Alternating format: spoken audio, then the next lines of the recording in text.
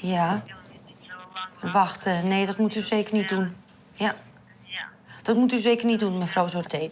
U zou snel moeten reageren, want het is jammer genoeg zo... Ja, dat de E-cellen natuurlijk, die kwaliteit van de E-cellen... een beetje naar beneden gaat met de tijd. Dus we zouden eigenlijk heel snel moeten reageren. Sinon, l'autre possibilité, ce serait de faire appel à un don de sperme. Ici, nous travaillons avec un don de sperme, enfin avec des différentes banques de sperme. Notamment des banques de sperme avec, comment dirais-je, nordique ou espagnol. Donc là, ce serait la possibilité, si dans le cas où vous n'aimeriez pas... Okay, so basically we would start off seeing you in a consultation to study your case, because it's not just a chat. We need to study your whole situation, your background, your clinical history, everything. And if there's any previous treatments, like there was a previous treatment, we would really like to look at the notes so we can learn from past mistakes, okay? Because we would design a medical plan completely adapted to your case. We don't work by standards, yeah? And then, as for the journey itself, we don't have any waiting list because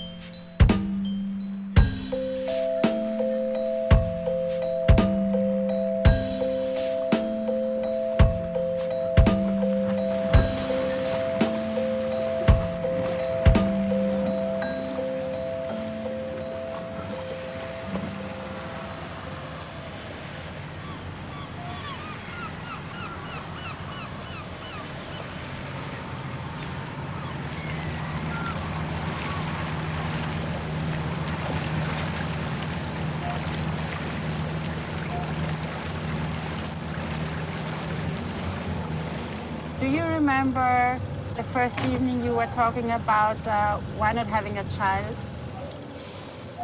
Yes. In my particular case, I delayed childbearing because I had had a troubled childhood, and I was timid about motherhood for that reason. And I was 39 and 40 when we began to try naturally. And after a couple of years of trying naturally, everybody in our peer culture, including our health care providers, said that we should try IVF. Everyone in our circle thought that IVF was effective and that it worked.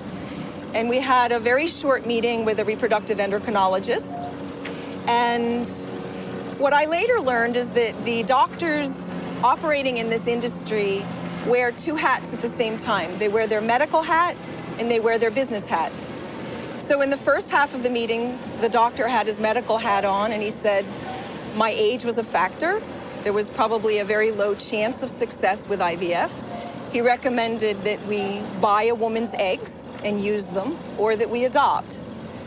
And we were immediately faced with the emotional problems that come with hearing that kind of news. And we then followed up with a question about IVF. And he said, again, that our chances were low, but he also said, with his business hat on, that you never know, it only takes one good egg. And we had no idea what that meant, but he invited us to attempt it and to try with him. And so we signed up.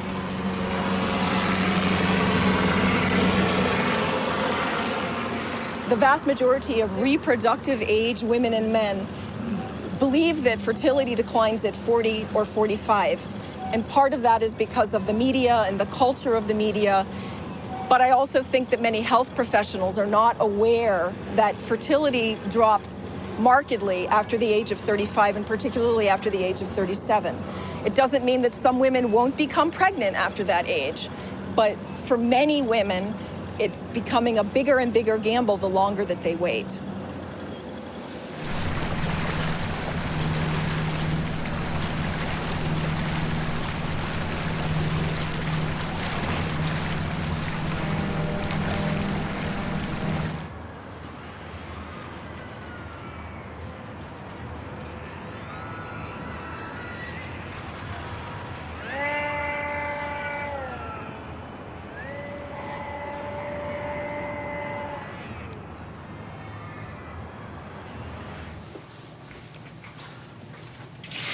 And this is a typical examination room where the patient will come for her examinations, for the ultrasound tests, to extract the eggs, and to place the embryos. Each room has video, each room has audio, so that the laboratory can see the patient and the patient can see what's going on in the laboratory. We have two-way communication, so everyone can speak to everyone else, and everyone stays in perfect sync. Everything in this room is intended to never let the eggs or sperm know they've ever left the body. So everything is 37 degrees. If it drops 1 degree for 1 minute, no baby. So everything is kept perfect. This is the collection room for the men. And we used to have complaints that the collection room wasn't friendly, so we tried to make the collection room as friendly as possible. And what we have is basically closed-circuit video so that the men are able to be as comfortable as possible.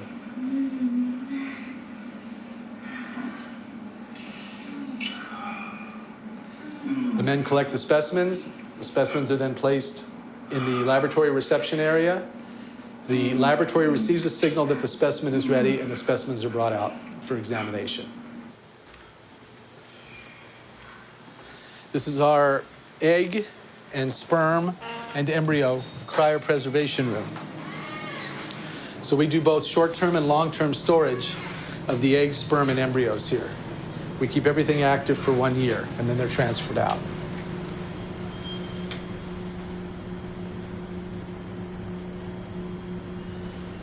What we offer to older women is basically a look at the science. And again, we're scientists. So, you know, in our heart, we want it to happen. But if some woman comes in and she's 44 years old and she's been trying for 4 years and she hasn't gotten the baby, there's very little chance that's going to happen.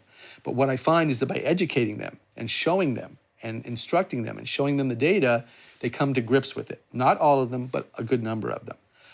And of course, cytoplasmic transfer, mitochondrial transfer, it's not here, but it may not be far away. And we know that it works. So again, we are constantly pushing the edge. And I always say, never put handcuffs on a scientist. You know, it's detrimental. And allow the scientists to work. You can regulate them and watch them, but let them do their thing. Because in the long run, look where we've come. Used to be a woman without fallopian tubes, no baby. Now we've got almost 4 million babies from in vitro fertilization.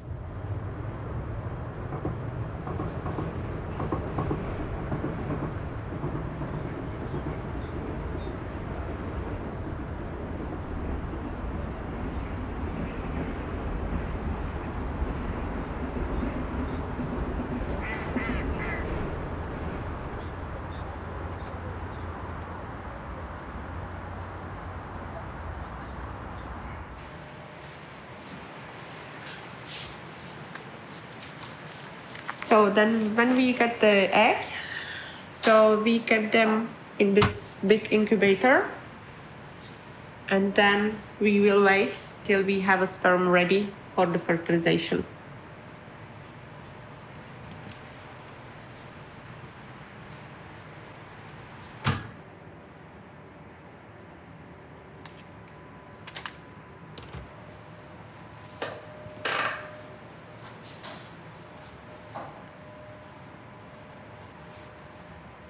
So I have 2 needles there, very small glass thin pipettes.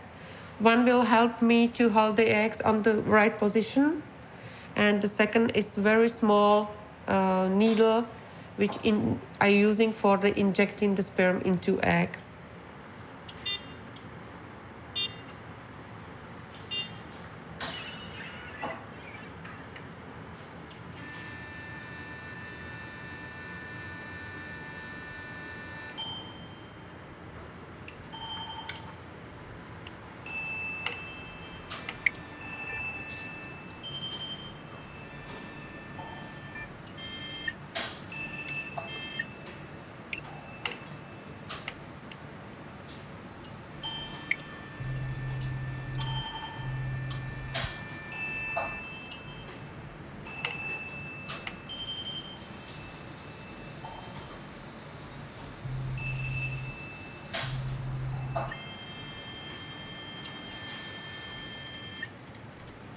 So how many babies do you think are in this world because of you now?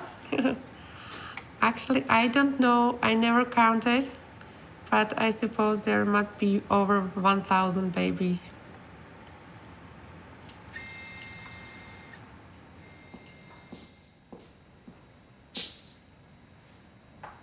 80% unserer Paare kommen von Ausland. Die meisten kommen von Irland, die anderen kommen von Großbritannien, Deutschland und Italien. Also es liegt auch an die Gesetze, die in diesen Ländern sind, weil viele Prozeduren, die Schwangerschaft oder hohe Schwangerschaftsraten ermöglichen, die Prozeduren dort nicht erlaubt sind. Also deshalb kommen die ausländischen Paare nach Tschechien zum Beispiel oder nach Spanien auch und so.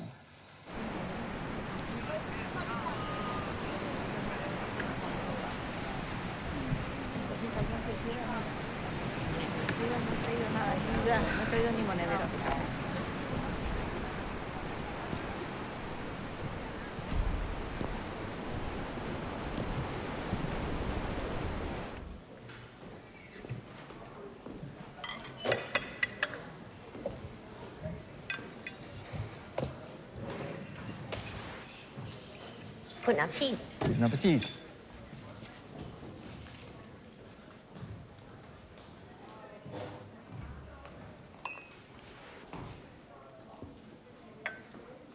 Ich habe wieder einen Löffel vergessen.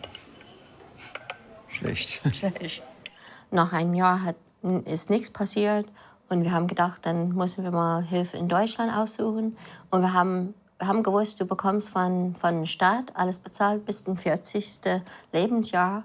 Aber wir haben auch nicht gewusst, dass die Ärztin da mal uns abweisen könnte. Abweisen könnte. Mhm. Und sie hat einfach gesagt, ihr müsst mal euch damit abfinden. Es gibt keine Chance. Ich kann euch nicht helfen. Sollt vielleicht mal ein Haustier anschaffen oder so. Deutschland war es. Ja, und dann hat sie aber uns doch geholfen, weil sie gesagt hat, sie können vielleicht nach einer Eizellspende im Ausland suchen. Mhm. Aber bei mir, tut mir leid. Nehmen Sie ruhig da hinten Platz. Möchten Sie vielleicht noch was trinken? Oh, nee, danke. Gut, dann gebe ich gleich dem Doktor Bescheid, ja? Dankeschön. Okay. Vielen Dank. Möchtest du mal das durchlesen? Kannst du mal.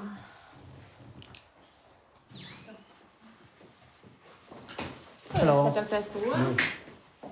Espurua. Hallo. Hallo. Sprechen wir Deutsch oder Englisch? Ja, Deutsch am besten. Deutsch? Ah, super. Ich dachte, Sie wären Kanadierin. Ich bin Kanadierin, ja, aber Norbert ist mal Deutscher. Aber und eingedeutscht. Prima. Dann heiße ich Sie willkommen erstmal. Dankeschön. Wir haben heute einiges vor. Ja? Sie haben uns kontaktiert mit der Frage Eizellspende. Ja? Sie sind 49 Jahre und haben uns auch Hormonprofile weitergeleitet, die auf eine verschwundene, wenn nicht verschwindende, bis verschwundene Ovarialreserve hindeuten. Wir wissen schon. Sie haben sich im Vorfeld informiert, nehme ich an. Ja, der Weg bis hierhin ist nicht einfach und ich hoffe, dass wir heute alle Fragen drumherum klären können. Ja? Jetzt für Sie konkret würde das körperlich nicht sehr viel Belastung bedeuten. Ja? Den aufwendigeren Teil der Behandlung übernimmt in diesem Fall die Spenderin für Sie. Ja. Sie muss sich einer sogenannten ovariellen Stimulation unterziehen. Ja? Das ist genauso wie Millionen und Millionen IVF-Behandlungen in der Welt. Ja, eine recht sichere Sache. Nichts richtig Gefährliches, aber schon aufwendig. Ja?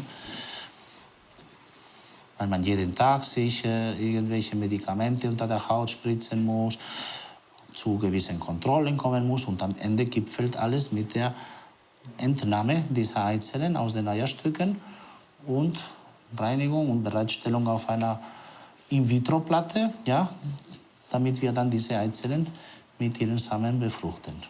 Ja. Da hört dann auch die Rolle der Spenderin auf und dann werden Sie die Protagonistin, weil dann ist es unsere Herausforderung, diese Embryonen, die dann hier entstehen, das dauert ungefähr 5 Tage, ja, die müssen wir mit ihrem Zyklus synchronisieren. Abstimmen, ja. Und wie haben Sie sich dann mit den Gedanken angefreundet, dass Sie eine fremde Eizelle verwenden werden? Ja, für den Norbert ist das dann kein Thema, weil sein DNA ist mal vorhanden. Und dann habe ich gedacht, also erst ist das meine einzige Chance, ein Kind zu bekommen. Und ich wollte schon ein Kind, seit ich 30 Jahre alt war. Und habe ich auch gedacht, na, auf der anderen Seite, in meiner Familie ist Diabetes. Ich habe kein Diabetes, aber meine Schwester und mein Vater haben Diabetes gehabt. Und da könnte ich mal das dann so machen, sodass das nicht vorkommt. Also genetisch bedingt vorkommt. Und das ist eigentlich dann ein Vorteil für mein Kind, mein zukünftiges Kind. Und so habe ich gedacht, na ja, wenn ich es so sehe, da kann ich mal mich damit anfreunden. Ja. Und war das ein längerer Prozess, dass Sie darüber nachgedacht haben? Ja, schon. Also November 2013 war der erste Kontakt mit der Klinik. Und dann haben wir gedacht, müssen wir mal auch sparen. Weil das finanziell, wir sind normale Mitarbeiter, also, und haben das Haus gebaut. Wir haben, ja, jetzt ist unsere Küche bezahlt. Also da können wir mal dementsprechend Kredit aufnehmen in den gleich hohen Höhe von unserer Küche und ja, ein Kind anschaffen.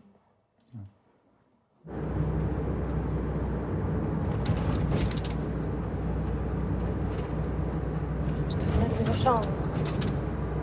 ¿No? ¿Nada? ¿No estás nada nerviosa? No. La primera vez sí, pero ahora ya no.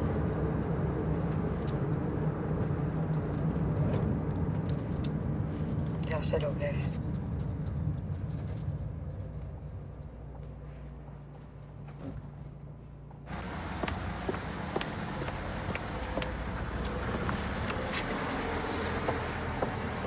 Hola, buenos días. Hola, tengo cita. ¿Me puedes abrir, por favor? ¿Con quién tienes cita? Con Sarka. Sí, vale. Vamos a ver, ¿sabes dónde tienes que ir? Sé que tengo que entrar por detrás. Correcto, pues te abro la otra puerta. Vale.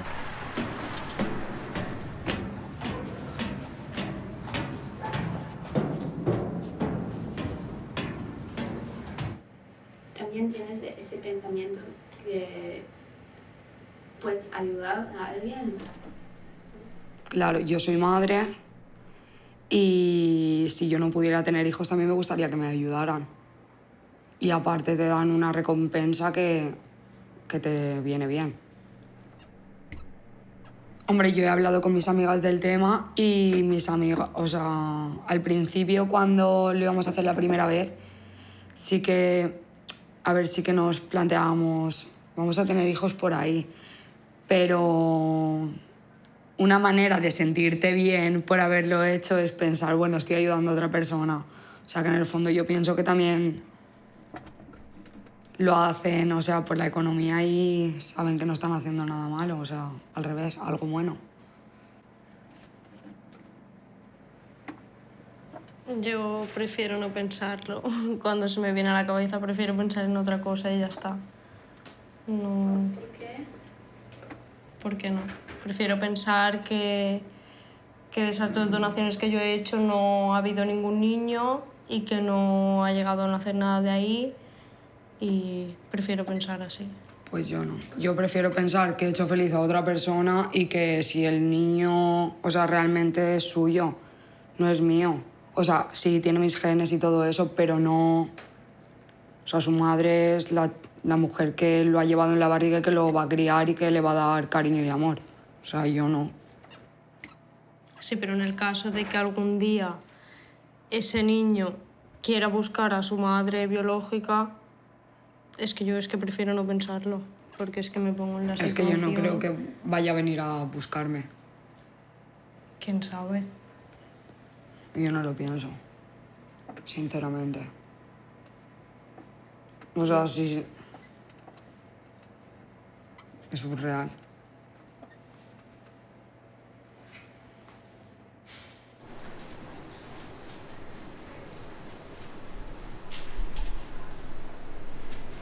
Vale. Ahora, cuando esté todo preparado, pasaremos a quirófano. Vale.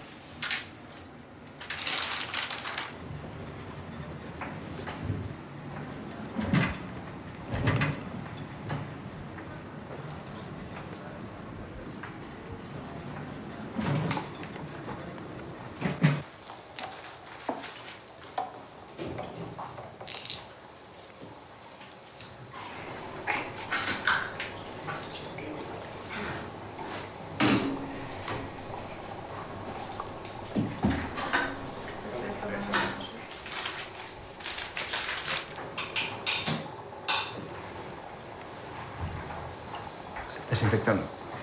Dale. Gracias.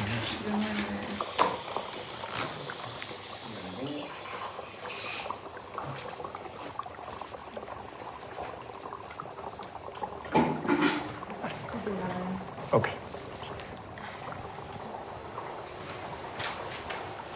Encarnio, ¿le das a la guía de biopsia, por favor? Sí. Métete ahí, o te muevo el ecógrafo un poquito. No, bien, bien. No, mejor como antes. Sí. ¿Puedo empezar ya, María Jesús? Sí, sí, sí. Vale. Ahí va. Muy bien. Sigo. ¿Va bien? Sí, sí, va perfecto.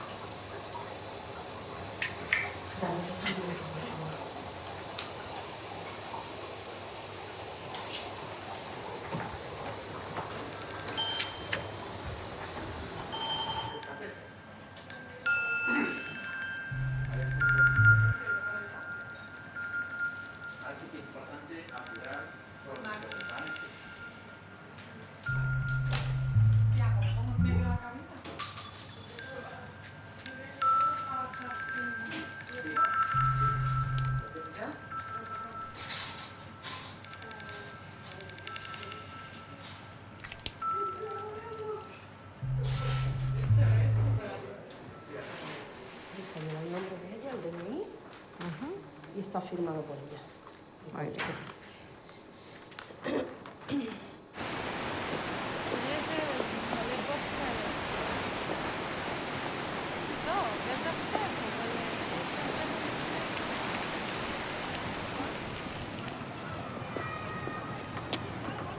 לא ראיתי כזה סקייטבורד אף פעם. נכון. 4 גלגלים.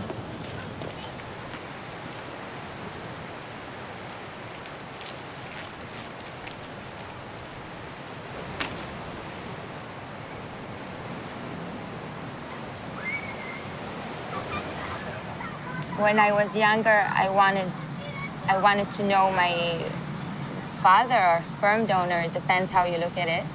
And when I realized I couldn't, I think that was the hardest part. Not the fact that my family is different, the fact that I don't know who my father is. I don't know half of my roots. I don't know half of my heritage. A lot of things in me that are not from my mother and are not for anyone in my family, and I think they're from him. Also, what annoys me the most, I think, is the fact that I can't even meet my half-brothers.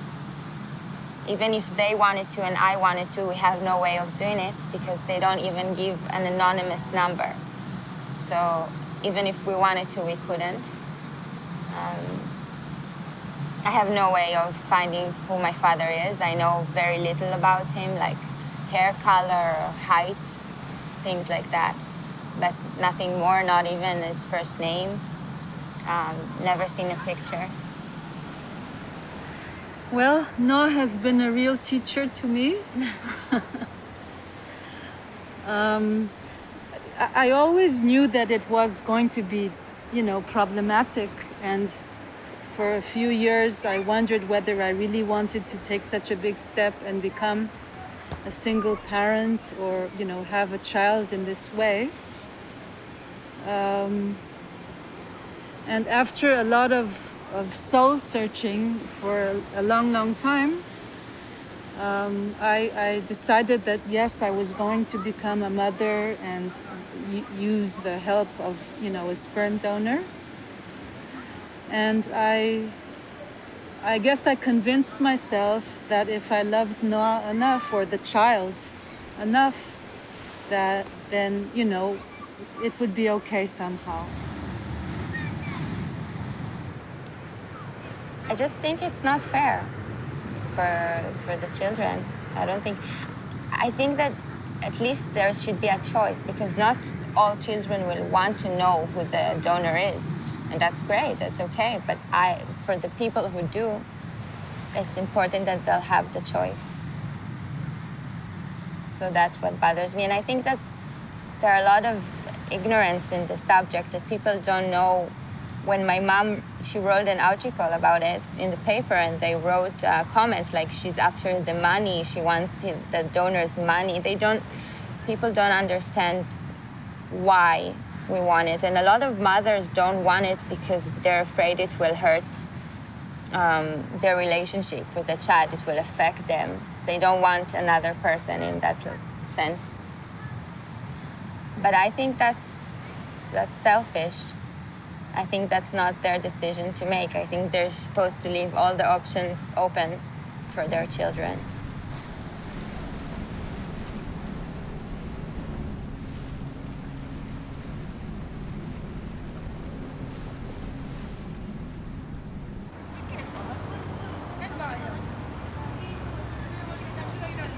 Mit allen positiven Entwicklungen, und immer gibt es positive und negative Entwicklungen, die Hand in Hand gehen, sind natürlich auch Probleme entstanden. Problematik Nummer 1. Braucht ein Kind einen Vater und eine Mutter? Braucht ein Kind einen Mann und eine Frau? Was wird das für die nächste Generation bedeuten? אתה רוצה נלך לראות את המכלים? כן, שאני בואי. אראה לך את התורמים האחרונים? כן.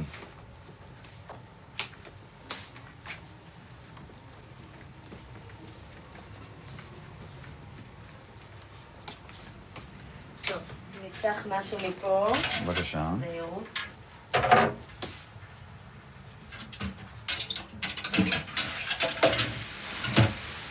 זה מה שעשינו בתקופה האחרונה. אני אוציא את הקופסה האחרונה. Ja. Das sind unsere letzten Samenspender, die wir hier haben. יש לנו פה 100 מבחנות, כל תורם למספר, ויש לו מה שנקרא color code, צבע אחר, ואפשר להוציא, לראות, יש פה את המספר, עכשיו התחלנו לרשום גם תאריכים כמובן. Das sind die verschiedenen Spender und ihre Spenden, die natürlich eindeutig festgelegt sind, nummerweise und wann sie gegeben wurden. Und damit wir das den Damen, die daran interessiert sind, anbieten können. We cannot discard the sperm samples of the patients, of the male patients, unless they give us their permission. So we preserve it forever, even if they do not keep on paying. By the way, I'm sure that you have also sperm here from men who are not alive anymore. Yes, of course. Yes, Yeah. we do. We have in this country, of course, two problems. One of them are the oncologic patients who do not survive their disease. The other one is of soldiers where sperm was extracted from them, even post-mortem, and was frozen because of the demand of the family. And then you can keep them and make babies with a woman. Depending on the legal situation, we were already encountered with different problems. Some of these men were not married. So the question is always, what do you do with the sperm?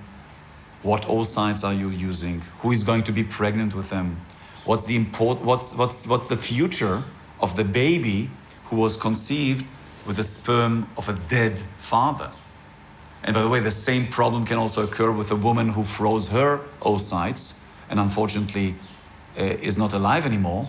And then you create a baby without the mother being alive at all. Das heißt, es gibt potenzielle Fragen, die man beantworten muss. Und natürlich, wie bei jeder Revolution und auch bei jeder Evolution, fragt man sich, Moment, antworten wir zuerst auf alle Fragen und erst dann gehen wir weiter? Oder gehen wir weiter und antworten while running, während des Rennens? Heute, Infertilitätstourismus ist eine Routine. Ich habe zum Beispiel zurzeit Patienten, wo der Samen aus Israel kommt, die Eizellen kommen aus Südafrika und die Frau wurde behandelt in Thailand. Und in Thailand gibt es 2 Surrogates-Mütter, die zurzeit 3 Kinder dieser Kombination austragen. Das wäre sicher ein Science-Fiction-Film gewesen vor 10, 15 Jahren. Das heißt, erstens einmal die ganzen historischen Strukturen der Familie, Vater, Mutter, Kind, sind wirklich schon hinter uns. Und natürlich hängen von politischen Entwicklungen in jedem Land ab. Weil in einigen Ländern ist man sehr, sehr liberal, in anderen Ländern weniger. Zum Beispiel in einigen Ländern können gleichgeschlechtliche Paare ohne Probleme Kinder haben. In anderen Ländern kann eine einzelstehende Frau nicht einmal Samenspenden bekommen. Aber das sind kulturelle und das sind gesellschaftliche Entwicklungen. Aber die Möglichkeiten schon heute sind wirklich sehr, sehr fortgeschritten.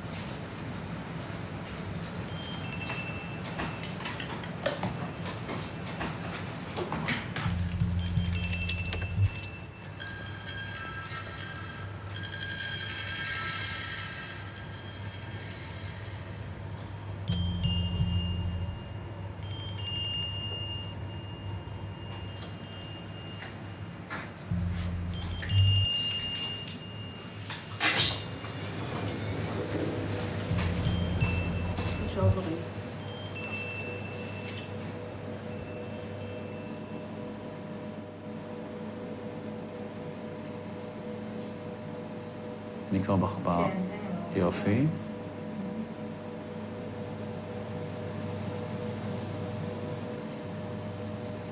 יפה.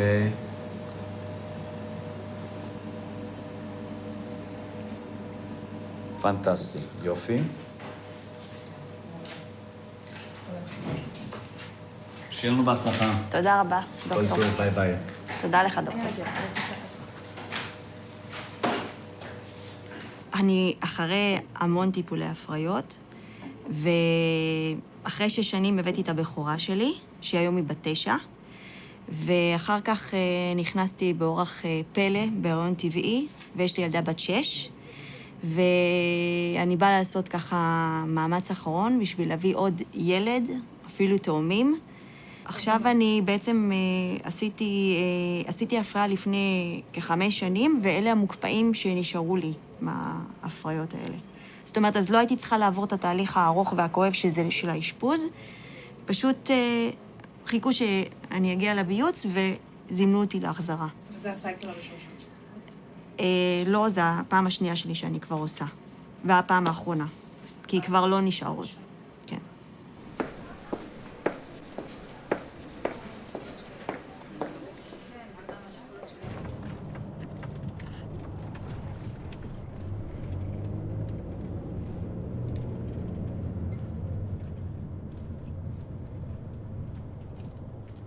Not so long ago, in the 70s, the issue was reproductive freedom.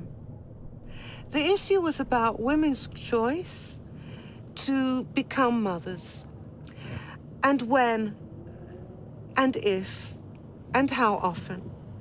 And the issues were about legal access to contraception, and about legal access to abortion, and about safe childbirth and safe abortion. And actually, these issues are still very, very important for most of the women around the world. But nowadays, it's not just about freedom from state intervention in private decisions, because it's a private decision whether you want to become a mother. And it was very key to women's social equality, because until the middle of the 20th century, women didn't really have a choice about not being mothers. They were expected to be mothers. They didn't have a social role besides being a mother. Nowadays, the discourse is very different. It's about, I have a right to be a parent. Now, this right to be a parent is a positive right. It's not a negative right saying, you can't interfere with my choices. This is a positive right that requires the collaboration of other people. And in its extreme versions, it's more of a consumer right.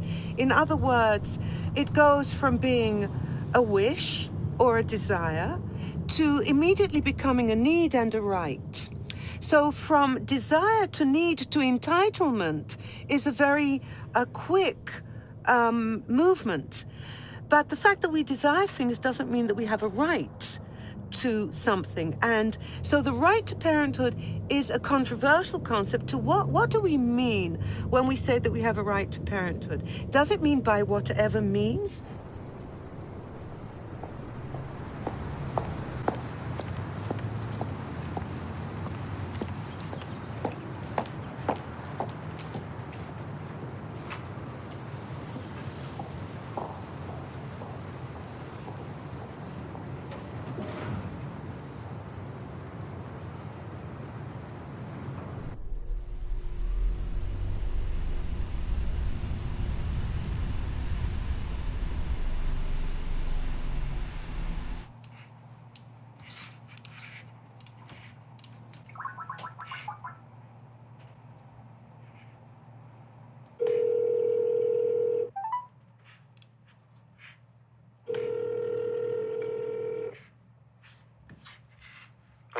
Hi, can you hear me better now? Yeah, this is good. Perfect. Okay, so I wanted to go through the donors that you were looking at. And I had sent you a brief email about them, but I figured we should review more in depth. Going from, just based on your list, J8161, I adore her. So she is a Berkeley student, actually Berkeley graduate. She reached out to me again about 3 months ago saying she wanted to donate one last time just to kind of finish paying off her school. Only another concern is she's a little bit big. She's 115, which is not that bad. I mean, don't get me wrong. I'm not trying to be that picky, but because I'm in the heavier side. Right. I see what you're saying. Yeah. Because I think part of the issue is most of our donors are very, very thin. And as a consequence, it makes kind of normal people look heavier. And then R6785, she is a Cancun donor, so she's in our Mexico program. She's a recent addition to our program. I'm just looking through her genetic history real quick, make sure there's no red flags. So, I mean, she definitely understood it because she did mark at least one thing. It concerns me she only marked one thing because usually people have a bit, more wrong. It could be an issue of not knowing, though. What do you mean wrong? Sorry, I didn't catch. Well, I just mean her health history. She only marked that there's one issue in her entire family health history, which is very unusual. I mean, it's possible, but it's unusual. So Exactly, because when I read, the most important thing is health, the genetic side, it's pretty much, free of cancer and all that. But, you just never know. Of course, just like her profile, it just didn't show anything. Doesn't mean, it just too good to be true, just like you say. And then I'm concerned as well. Right.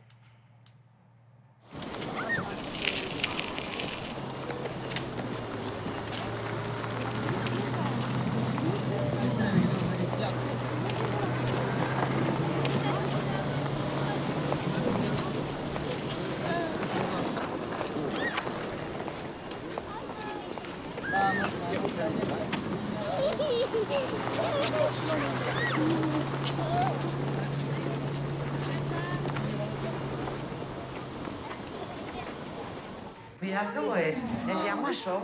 ¿Cómo está? Es llamaso. Ay, qué cosa. Bien hecho. Así, que caiga todo. Muy bien. Ahí va, ¿quién tiene la silla? Aquí. Vamos a ponerla. Ahora le ponemos una silla. Adiós, pequeño. Sí, adiós. Adiós, muchas gracias. Gracias a ti. ¿Cómo va? Adiós. Tengo que ir a cambiarme, Betty, que mira cómo me ha puesto.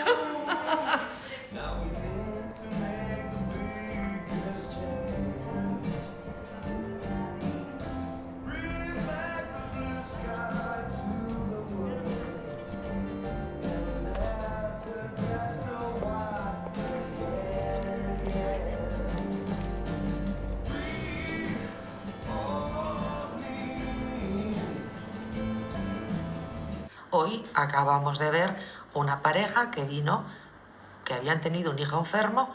Nosotros somos especialistas en analizar en los embriones qué enfermedad tienen y solo transferir los sanos. Pero hemos respetado que no han querido ningún tipo de estudio. Han dicho, venimos a adoptar embriones. No queremos saber nada de tener hijos sanos con nuestros genes. No, no quieren. Y nosotros lo respetamos y no insistimos. Está muy a favor de este diagnóstico. Sí. ¿Y cuál sería su posición? ¿Por qué a favor? Estoy a favor porque hoy día, si nace un bebé con una anomalía y al ginecólogo que ha llevado el embarazo, los padres, la ley y la sociedad, una parte de la sociedad, le dicen, esto no se podía haber visto durante el embarazo. Y si se podía haber visto y diagnosticado, pues seguramente se podía haber evitado ese sufrimiento. Pues es lo mismo. Si nosotros transferimos un embrión alterado, enfermo, y luego se tiene que interrumpir ese embarazo al tercer mes, la familia y el ginecólogo que lleva el embarazo y parte de la sociedad nos dicen, ¿y esto no se podía haber visto antes? Y nosotros hemos tenido ese embrión en nuestras manos.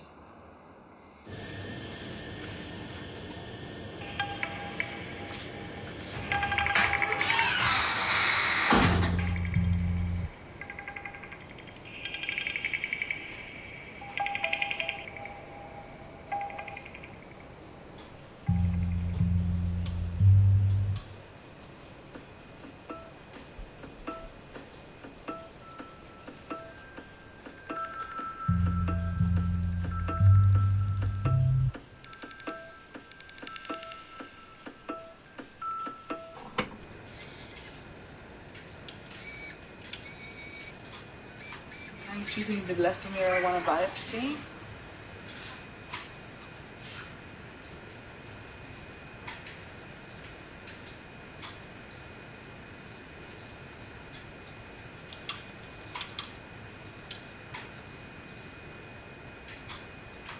Beautiful, beautiful embryo. Oh, it's like 8 cells? 8 cells, wonderful, yeah. These were thawed today. So they were frozen embryos. Ah, okay. We thawed them, they looked lovely. I'm doing the hole with the laser.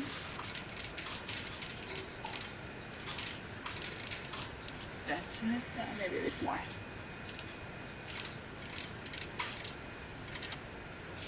Should do. And I'm pulling it one out, that's it.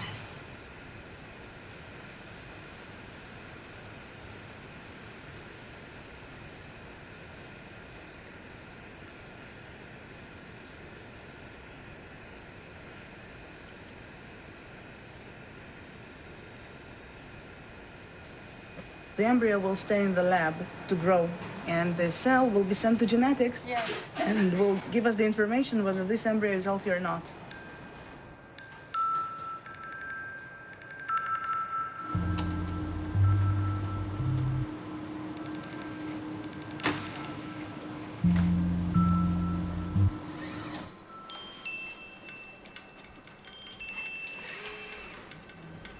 Creo que en las sociedades avanzadas no toleraremos bien el que nazcan niños enfermos. Lo mismo que no toleramos y no toleraremos que alguien se muera por cáncer. Que no toleraremos que alguien se mate en una autopista por ir rápido. No toleraremos que un niño tenga una enfermedad que se pueda curar o que se pueda prevenir. Y que las sociedades avanzadas tenderemos a la calidad de vida y tanto para curar nuestras enfermedades como para el día que queremos tener un hijo.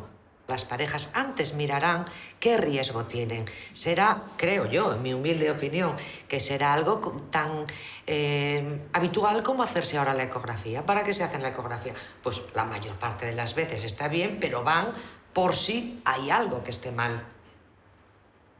Lo mismo que te haces un análisis de sangre. Pues ahora lo mirarán. ¿Que está todo bien? Bien, que no. Pues dirán, tenemos este riesgo de que se produzca un niño con esta enfermedad hereditaria porque lo tenemos los dos. Será solo una pequeña parte, pero la ciencia ya nos permite hoy el detectarlo y dentro de unos años ya será una aplicación pues bastante usual en países avanzados, claro.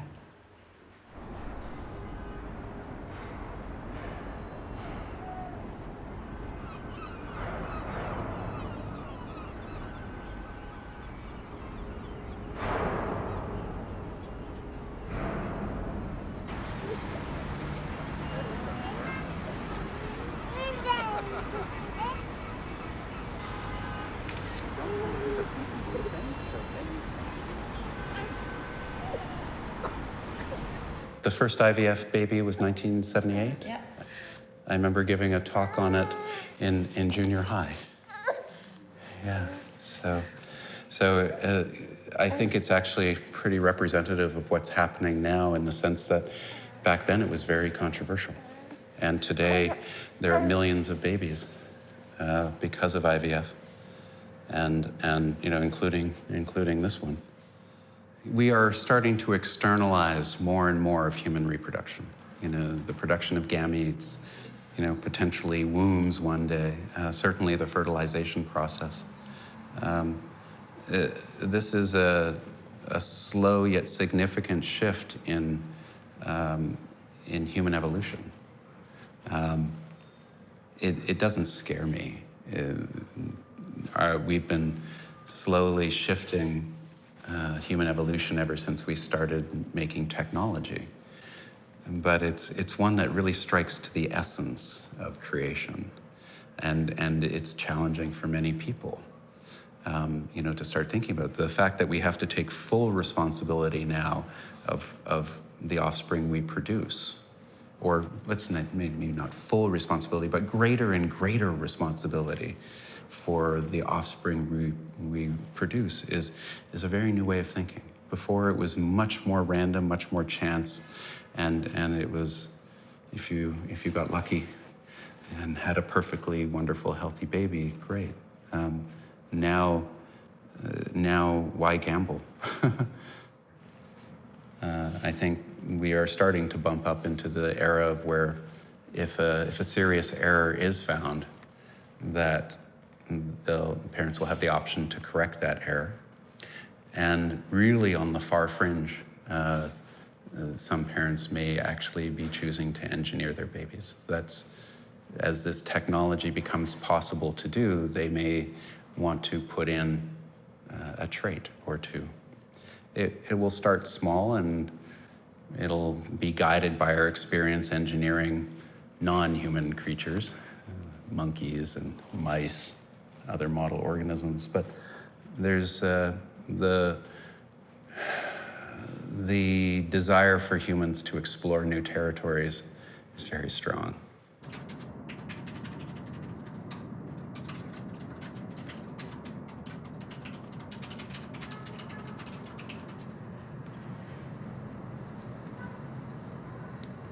Okay, the only thing you actually know for 100% certain about a baby that you're bringing into the world is that it will die. It's the only given. Everything else, there's a lot of wild chance involved. So the one thing that you really don't want to have happen is the only thing that's going to happen. And then we present as if you have so much control and you choose which risks are acceptable. But you can't do zero risk. It's not an option. I honestly don't know how anybody would ever have the nerve to give birth to anybody ever if they could know all the things they're at risk for. everybody's got a slightly higher risk than everybody else on something or other. The person who's at some bottom, no, it doesn't exist, right? So if your skin is lighter, your risks for skin cancer are higher. Okay, we should all have darker babies, gotcha. Go on and on like that. There isn't anything that's like the no-risk person. So if you have a girl, she's higher risk for breast and ovarian cancer than if you have a boy. If you have a boy, he's got higher risk for prostate cancer. If you choose to have a boy and he ends up with a prostate cancer, is that because you chose to have a boy? I mean, however you do this. So the notion that somehow the burden of responsibility shifts to the person making the choice. And the language of choice is, you know the book and the film and the story of Sophie's Choice? This woman is standing there at the gates of hell, at the gates of a concentration camp, trying to spare her 2 children, and she's given a choice. Which one will you spare? Her lived experience of that isn't, thank God I saved 1 child. It's, I killed one of my kids. But the decision-making process about which lives are unworthy of life is the one that we're normalizing. And you do it cleanly and scientifically, and there are no actual lives being destroyed. There are lives being created. But that decision-making, that certain lives are not worthy of our creation, is pretty scary. And of course, the really, in some ways, insidious piece of this is you can choose forever about, oh, I would never have a child with this or that impairment. And then, like, along comes a truck, and you've got a kid with that impairment anyway. So it's not like you are actually choosing the kind of child you want to raise, but you're responsible for any condition you didn't screen out. So, like I said, I don't see how anybody would have the nerve to bring anybody into the world.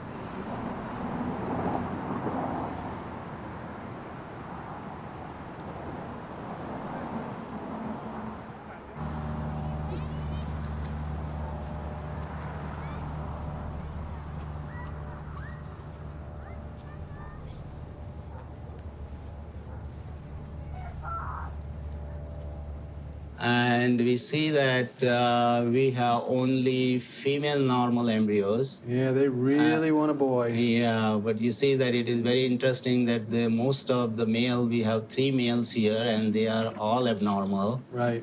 2 of them are which are multiple aneuploid E chromosomes, which are complex abnormal, and 1 which is male, which is trisomy 18 and 19. Yeah. So basically, we are only females, so you have to see what we are going to do next. Yeah, so the closest they came is an almost normal boy, but an extra chromosome. Right. Okay.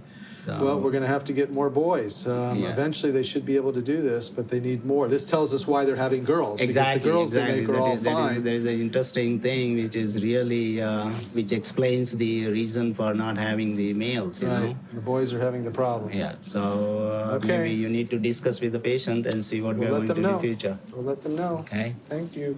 It's very rare to get a couple come in for a first baby and say it's got to be a girl or it's got to be a boy. When they say it's got to be a girl, it's almost always because they've got a boy at home, or vice versa. So that's the most common thing. They're trying to balance their families. And again, it started off very controversial 20 years ago. We had a lot of battles to fight. Now it's become fairly accepted. It's not causing any harm. It's helping a lot of people. It's making people happy. And that's become sort of the norm.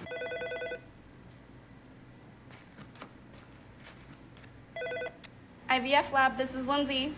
We're ready in T2 for the 2 best males. Okay, 2 males and T2. Correct. Thank you. Do you have a second to help me? Yep. Okay. So, for transfer room number 2, we're taking the 2 best males. So it's embryo number 2 and embryo number 4. Yep.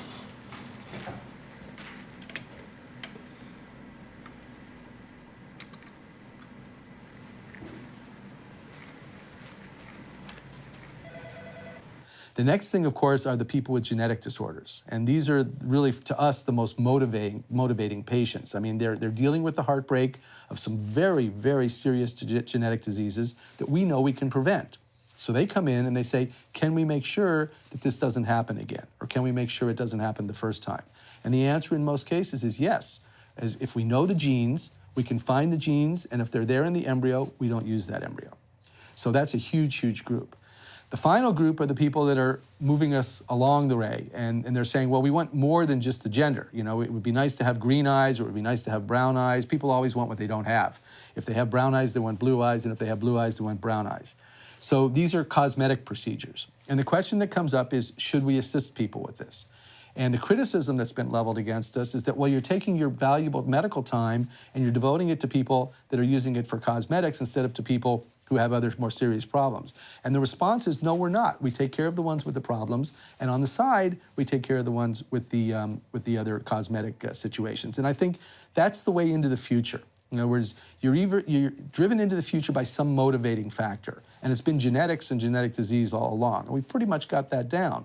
Well, now there are people that are interested in different traits. And it's not to say that there's all pure humanitarian in them, but they've got some motivations. So this is a sampling of the past 12 months worth of PGD patients. And every single patient here has had PGD. Those seeking gender selection, we label pink for girl and blue for boy. And we've got literally hundreds and hundreds and hundreds of charts on the patients that are coming in. This will be the wave of the future. This is where it's all headed. Because, of course, not only are we able to select gender, but we're able to determine that the embryos are genetically normal.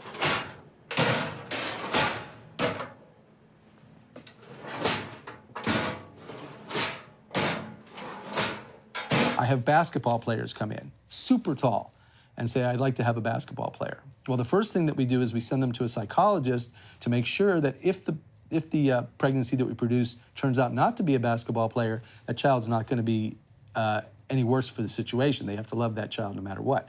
And we reject about 30 to 40% of them, okay? The other 60% say, I don't care how tall he is. I just want him to be healthy, and if he happens to be tall, that's great. Can you increase the chances? So we're very, very cautious. I always say there's no book that I can take off the shelf that tells me how to do this because it's brand new. So we're helping write the books. I can't read about who you should help with one characteristic and not help with another characteristic. So this is all new science, which makes it very fun for us, very interesting, and hopefully will benefit generations to come.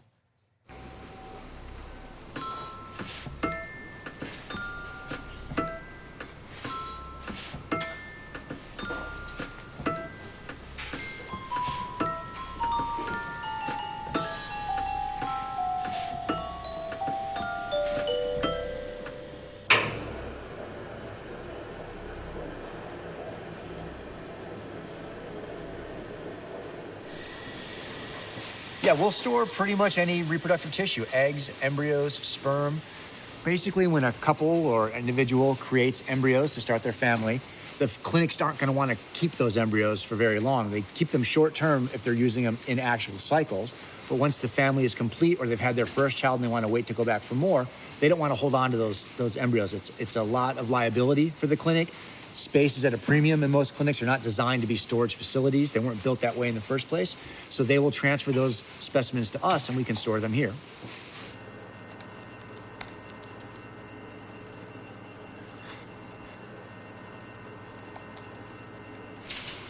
And they're stored in liquid nitrogen, which keeps them at about minus 400 degrees Fahrenheit. Keeps them stored in a state of suspended animation so that as long as the tissue stays frozen, it can be viable forever. 30 years, 40 years, it won't matter. You can come back, thaw that embryo or sperm or egg, and potentially create a child.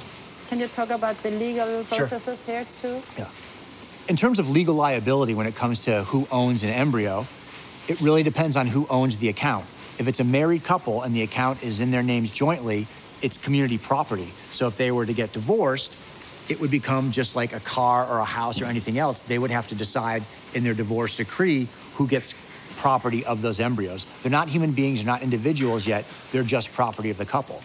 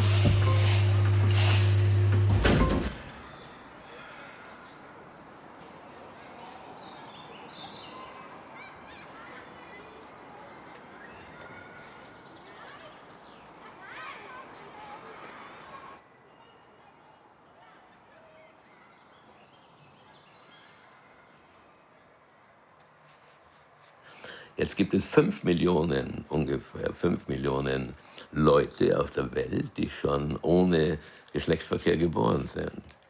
Was Leute vergessen, ist, das sind hauptsächlich Eltern, die Unfruchtbarkeitsprobleme gehabt haben. Entweder die Frau oder der Mann oder beide oder irgendetwas. Oder dass die Frau zu lange gewartet hat und schon Schwierigkeiten gehabt hat. Also, das war ein Problem, das man medizinisch gelöst hat. Und es gibt schon allerlei Kliniken in verschiedenen Ländern, in Amerika, in England, eine große in Valencia, in Spanien, es gibt eine hier in Österreich und so weiter, die also jetzt schon Eier von Frauen einfrieren, damit sie also das sind junge Eier, ich meine Eier von jungen Frauen, zur Versicherung einfrieren. Weil das Problem der Frauen ist, das hoffe ich, wissen alle Frauen, die sich das da anschauen, ist, dass sie mit ihren Eiern geboren sind und beim Alter von 35 schon fast 95% alle Eier verloren haben. Um das zu tun, muss eine junge Frau in eine Superovulation gehen, das heißt in einem Monat, manchmal ein paar Monaten, allerlei Eier zu produzieren, weil sie gewöhnlich nur ein Ei pro Monat produziert. Also für die Versicherung und in die Bank wollen sie 6, 10, 12, vielleicht sogar 20 Eier haben und die dann Jahre einfrieren.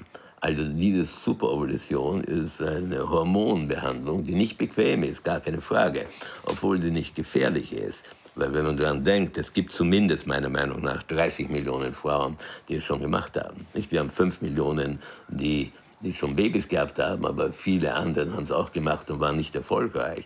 Also nehmen wir an, 20, 30 Millionen Frauen haben schon gemacht. Also das ist nicht, wenn ich eine Frau wäre, gar keine Frage, eine junge Frau, ich würde das tun. Als Versicherung, weil es ganz klar, ich würde in ein Gebiet gehen, wo ich wirklich studieren müsste und dann am Anfang sehr beschäftigt sein würde. Und ich bin sicher, dass ich, Carla Gerace, wäre der Typ, der ganz sicher das erste Kind erst mit 37 haben würde. Und da würde ich lieber mein eigenes, junges Ei gebrauchen. Also, aber das ist mehr oder weniger die Situation.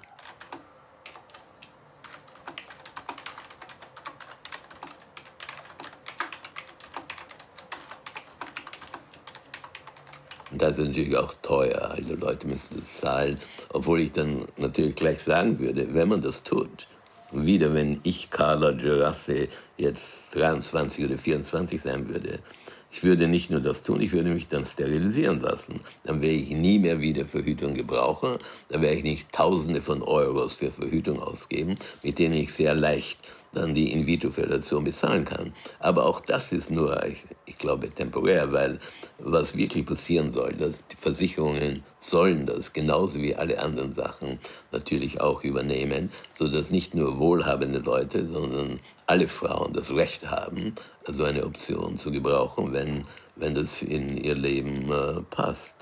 Und auch die andere Sache, es wird natürlich billiger und billiger werden, nicht teurer und teurer werden. Und das sind die Frauen, die die Ersten sein werden, die das tun werden. Und dann wird natürlich das breiter gehen, bis es, ich glaube, nicht total das Norm sein wird, aber dass eine große Anzahl von Frauen, wir sprechen da nicht von Tausenden, wir sprechen von Hunderten von Tausenden Frauen, das gebrauchen werden. Und wir sprechen jetzt hier ich spreche nicht über morgen, aber ich spreche, sagen wir, 2050, die jetzige Generation, die jetzt in die Volksschulen geht und so weiter. Wenn wir dann denken, 5 Millionen Kinder in den letzten 30 Jahren nur, das ist ja eine Femtosekunde, eine Pikosekunde in der Geschichte der Welt.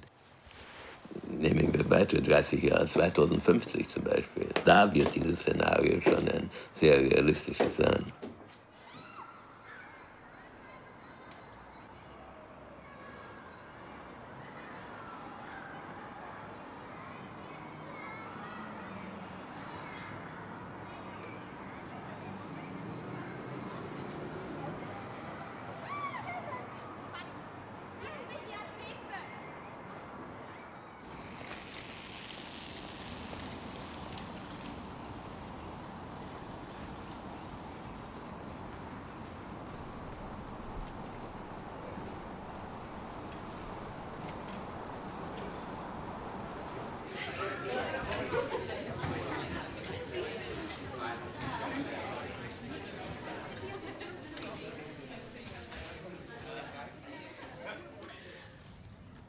Is this appropriate that a woman's body should be regarded as a vessel that carries embryos or fetuses?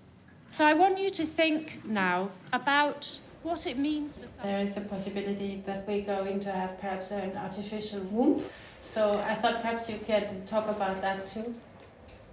Motherhood for people is so deeply ingrained with ideas of what it means to be female, to be nurturing, to let your body harbour another being, to give birth to that, to suffer, to make sacrifices, and all of those things come into question if we think those functions could be replaced by machines or by biological constructs. If we don't need human women to go through those processes anymore, it's very challenging to our concept of what a mother even is. And some people have said, well, actually, you know, women and men would be equal if we had artificial wombs. We could both be parents together. You wouldn't have to have this imbalance of input and of sacrifice. I think we have to open ourselves to these ideas. And that's not to say we have to decide that it's a great thing, we should all go and develop artificial wombs, but that if we are not even willing to think about it, then we're not exercising our capacity as human beings to think about the world we live in, about the powers that we have. You know, the possibility of these things, it's not beyond the realms of what science could achieve. And so if we don't give ourselves that challenge of thinking, what would we do or what should we do, we end up being at the mercy of the scientific development when it happens. If scientists tell us tomorrow, oh, we've developed this artificial womb, we weren't quite expecting this at this stage, but that's what's happened. If we have been unwilling to even contemplate what that might mean, we're weak, we're like babies. We can't deal with the developments of our own technology.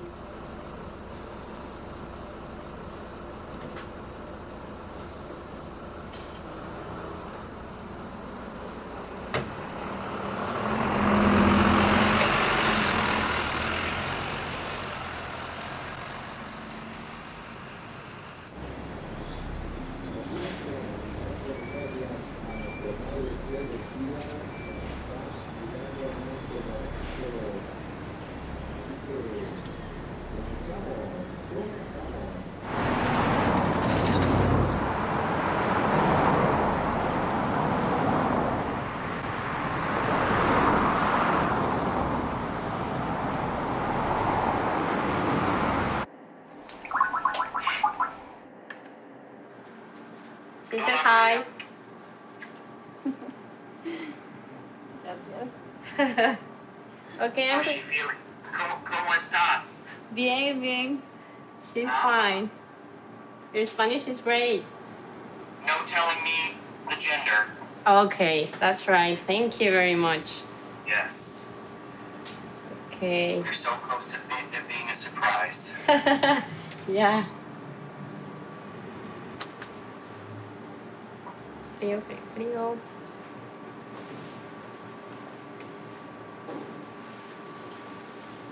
No quiere saber el sexo.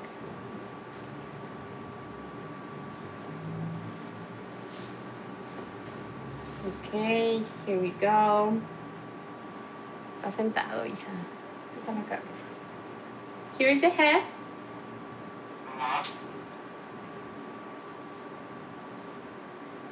The ribs, the heart, stomach, the bladder,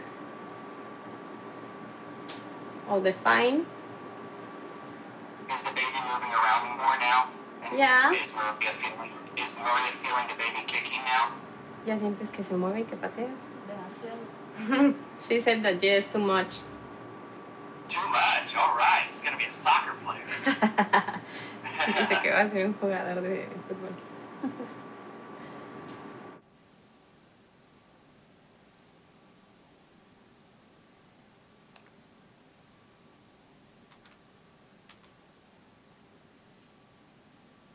Yo estoy aquí como directora de la clínica de Tabasco, entonces yo me encargo de, perdón, me encargo de preparar a las chicas, prepararlas en cuestión de que el útero esté listo para recibir al embrión. El cuerpo no va a detectar si es tuyo o no.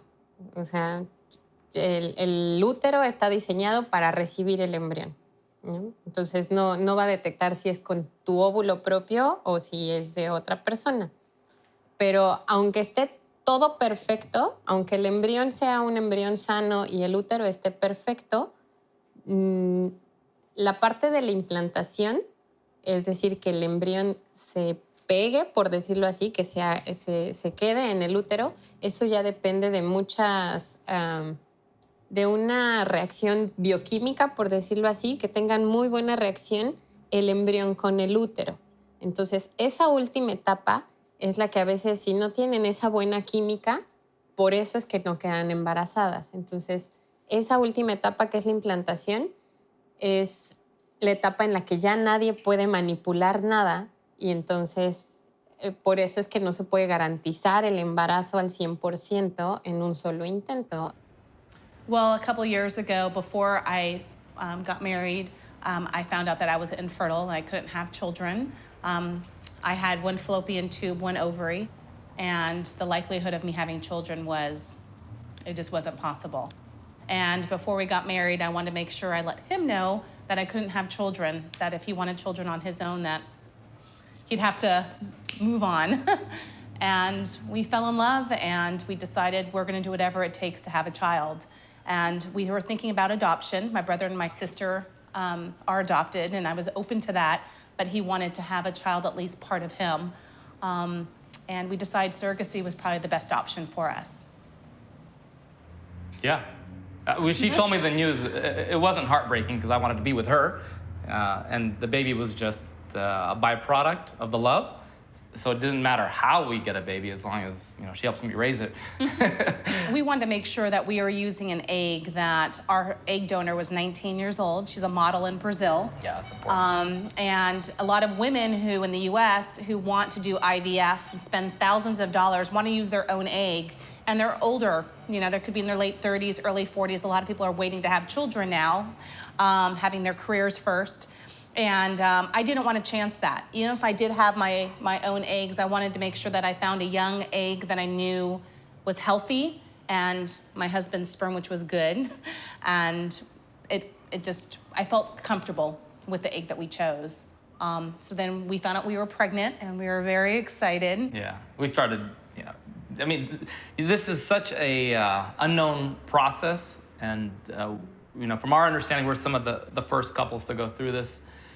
When we got the news, we thought, hey, this is perfect. This is the way it's supposed to be, right? This is an ideal process. It's working. And then 2 months later, we got the news that we had a miscarriage.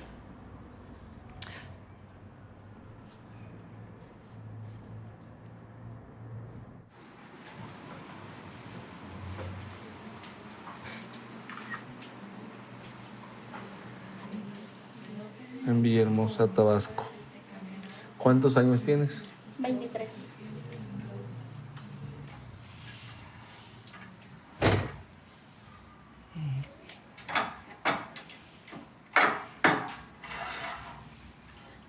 ¿Están entendiendo?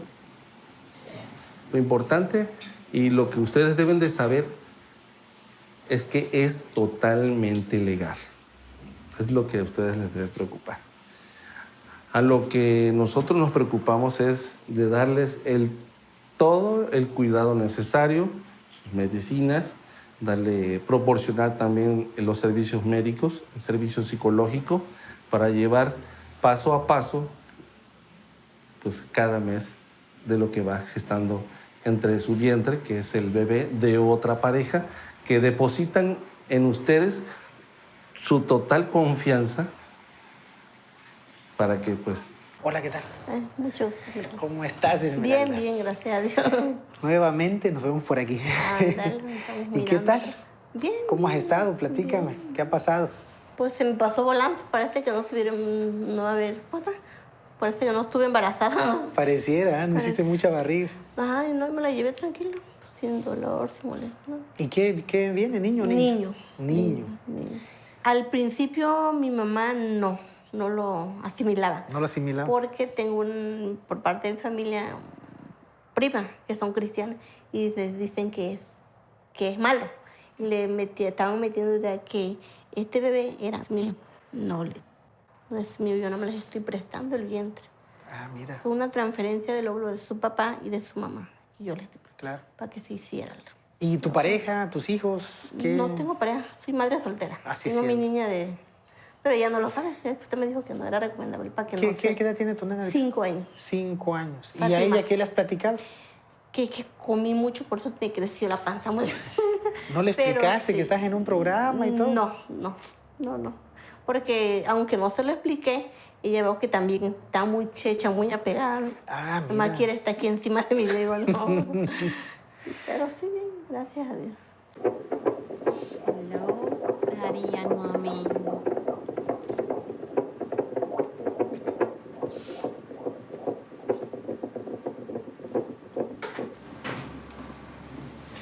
Te voy a quitar esto.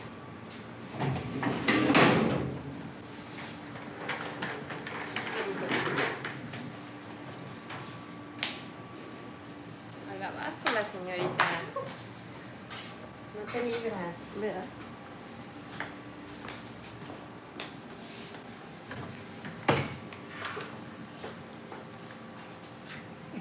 We'll see you at the hospital on Thursday at, well, she's going to be there at 9:30. So if you want to be there with her at her room, She's okay with that. ¿Está bien por ti que ellos estén contigo en el cuarto en lo que llegamos nosotros? ¿Qué quieres, mamá? So, everything is okay. Wonderful. 10 o'clock? 9. 9:30, 10, yeah.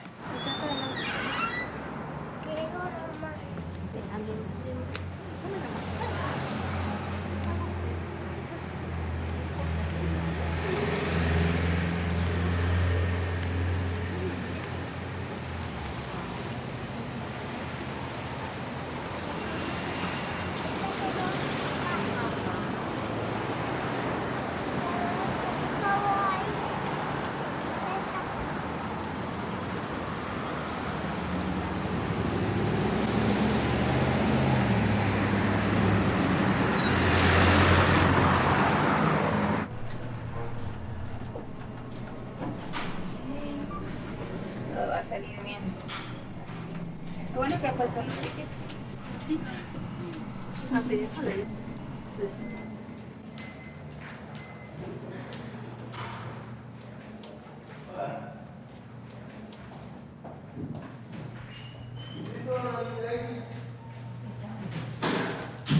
Buenos días. ¿Es usted la paciente del doctor Navarro? Sí. Ok.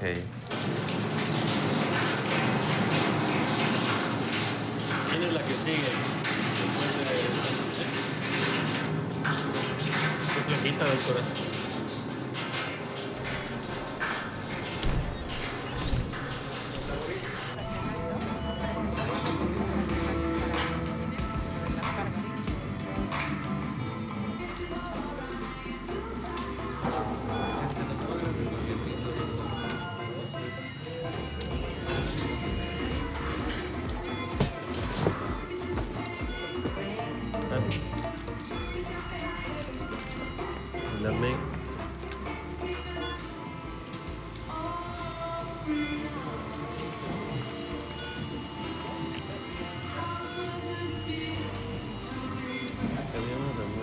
Ready?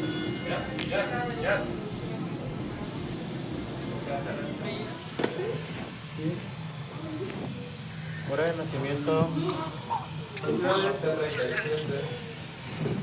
Pizza.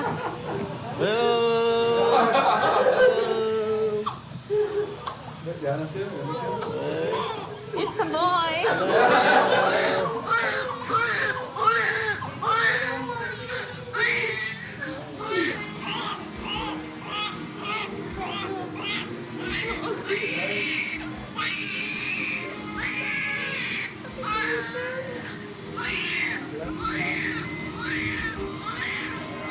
want to hold the baby? Yeah. It's a journey. It's well worth it. It's real. There's goods. There's ups and downs. Stick with it. You'll find success. It's been a wonderful experience. The staff here has been great.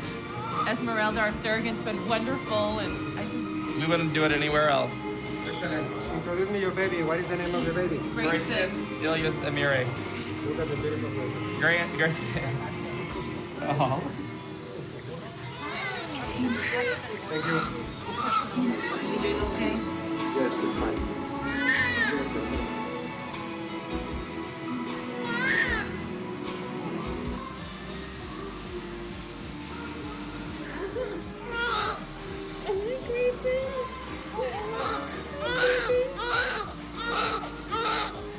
Look out.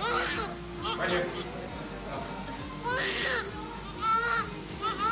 Father? Yes.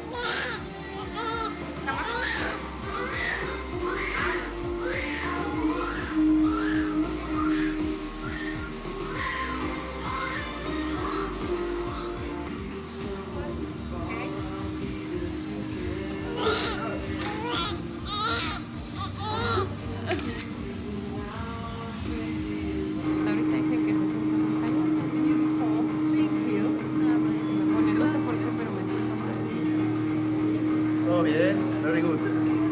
Felicidades.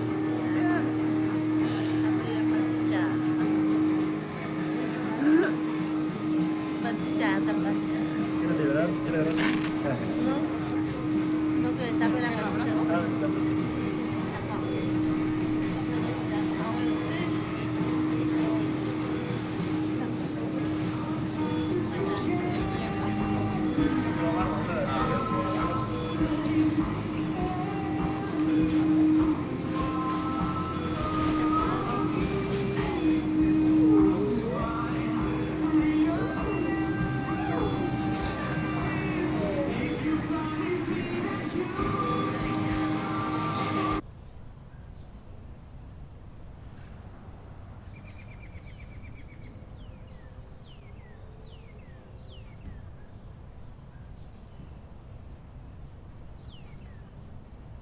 These are our children, Jackson, Jordy, and Jaden.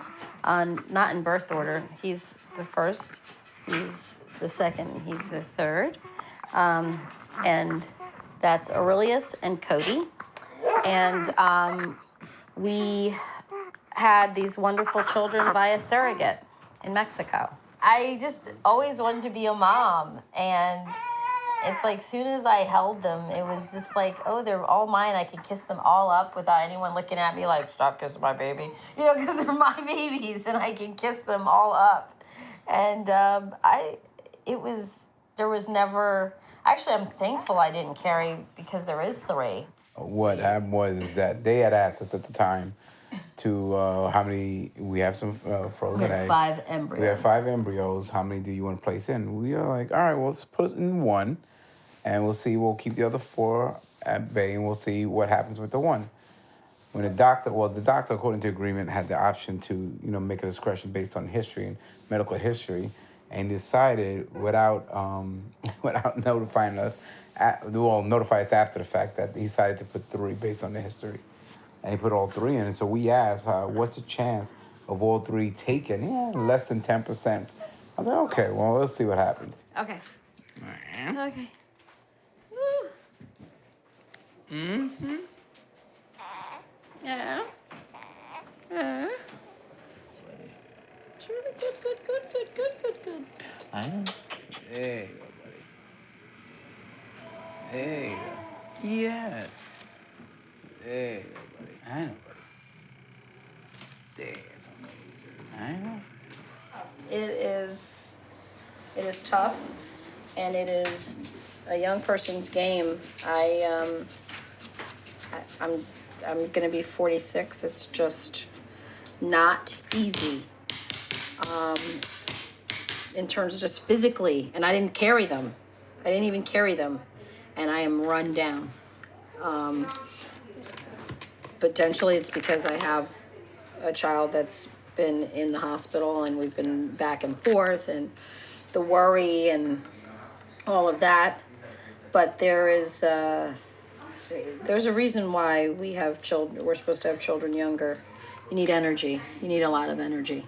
And, you know, I work full time, and they're up. Also, I have 3. The lifestyle change is just like beyond. It's just beyond. I mean, I'm enjoying it. I love it, but I can't, lie when I say, be careful what you ask for, because you might get it. What else? Yes, Nick.